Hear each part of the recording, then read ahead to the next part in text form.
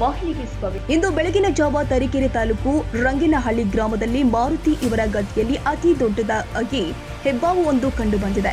ಜನ ಅದನ್ನು ನೋಡಿ ಜನಗಳ ಸಹಾಯದಿಂದ ಮಾರುತಿ ಮತ್ತು ರೆಹಮಾನ್ ಮತ್ತು ಕರ್ನಾಟಕ ರಕ್ಷಣಾ ವೇದಿಕೆಯ ಕಾರ್ಯಕರ್ತರು ಆದ ಇಮ್ರಾನ್ ಖಾನ್ ಅವರ ಸ್ನೇಹಿತರಿಂದ ಹೆಬ್ಬಾವನ್ನ ಹಿಡಿದು ತಕ್ಷಣ ಲಕ್ಕವಳ್ಳಿ ಅರಣ್ಯ ಇಲಾಖೆ ಅಧಿಕಾರಿಗಳಿಗೆ ಈ ವಿಷಯ ತಿಳಿಸಿದ್ದಾರೆ. ಲಕ್ಕವಳ್ಳಿ ಅರಣ್ಯ ಇಲಾಖೆ ಸಿಬ್ಬಂದಿ ಸ್ಥಳಕ್ಕೆ ಬಂದಿದ್ದು ಈ ಹಾವನ್ನ ಅರಣ್ಯ ಇಲಾಖೆ ಸಿಬ್ಬಂದಿಗಳಿಗೆ ಒಪ್ಪಿಸಲಾಗಿದೆ.